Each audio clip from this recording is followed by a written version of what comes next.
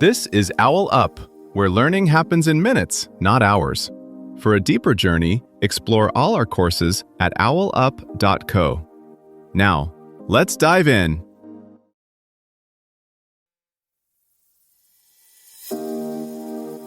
Welcome back to Chapter 3 of Everyday Stoicism, Mastering Emotional Resilience. In this episode, titled Navigating Stress with Stoic Mindfulness, we'll explore how to identify those pesky stress triggers using the wisdom of Stoic philosophy. So, grab a cozy seat and let's dive in. Right now, as you're listening, your body might be reacting to stress as if you're in real danger, racing heart, tight chest, while you're just checking email. Here's the twist.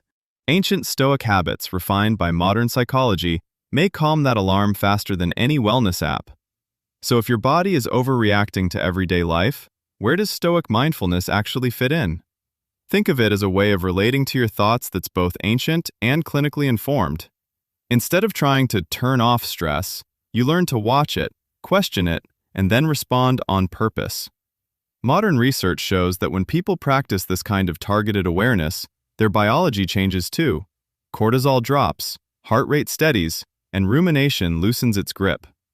In this episode, we'll zoom in on 3 moves, noticing the exact moment stress shows up, separating what's in your control from what isn't, and quietly editing the story you're telling yourself about what's happening. Not to positive think your way out of reality, but to see it more clearly and suffer less inside it. Instead of trying to swap stress for calm, like changing channels, Stoic mindfulness asks a different question. What if stress could become information rather than an enemy? Modern, research-backed practices treat those racing thoughts as signals on a dashboard, data you can use rather than noise to escape. This is where Stoicism adds teeth to typical mindfulness. You're not just observing your inner weather, you're quietly sorting it, like going through a cluttered inbox and deciding what gets action, what gets archived, and what was never yours to handle in the first place. Here's where Stoic mindfulness gets practical. You start building a tiny inner protocol for stress, the way a good team has a playbook for tight games. Not theory, moves. First move, name the specific trigger, not the whole situation. Instead of "work is killing me," narrow it. I felt a spike of stress when my manager changed the deadline. Precision shrinks vague dread into something you can work with. You're not fighting life. You're responding to one clear event. Second move, separate facts from interpretations. Fact, the deadline moved from Friday to Wednesday. Interpretation, they don't respect my time. I'll never catch up. I'm failing. Research in CBT shows that simply distinguishing these layers weakens the emotional punch because you stop treating your first reaction as a final verdict. You begin to see thoughts as proposals, not commands. Third move, run a quick Stoic audit on those interpretations. Ask 3 questions. 1. Is this thought 100% accurate or just familiar? 2. Is it helping me act well right now? 3. What would a calmer, wiser version of me say instead? You're not hunting for pretty affirmations, you're looking for truer, more useful sentences. I'll never catch up might become, this is harder than I expected, but I can prioritize, ask for clarity, and do the next chunk. Here, the Stoic dichotomy of control quietly reshapes your options. You can't dictate your manager's choices, the economy, or other people's moods.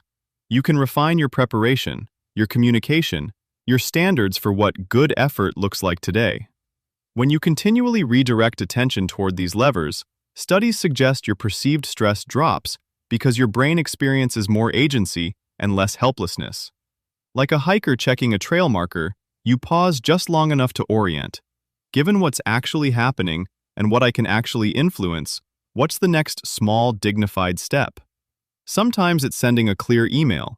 Sometimes it's taking a 2-minute breathing break before you respond. Sometimes it's deliberately letting a non-essential task stay imperfect. Over time, this turns stressful moments into reps. Each spike of tension becomes one more chance to practice clarity, choice, and proportion, instead of getting dragged by the loudest thought in the room.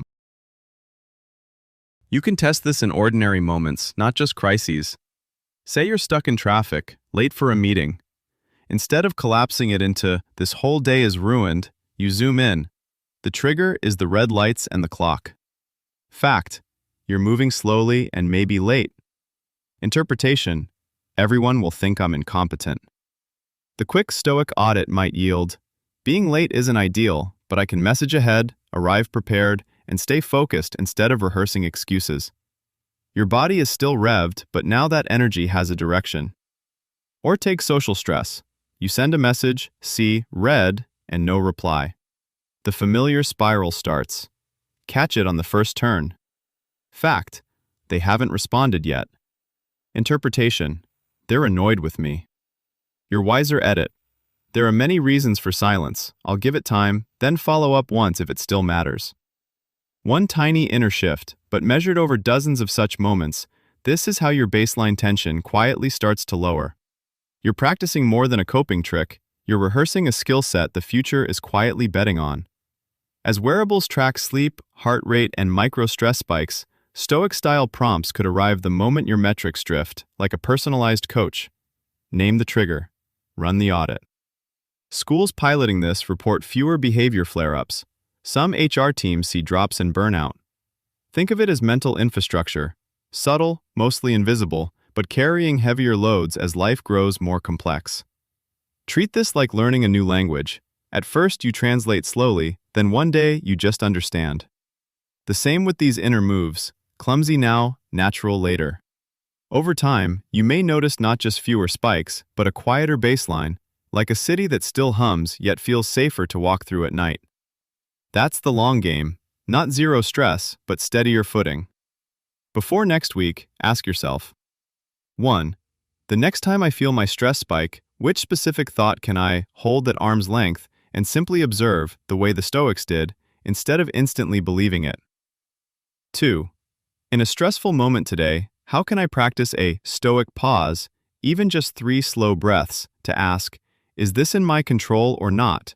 And then respond differently than I usually do. 3.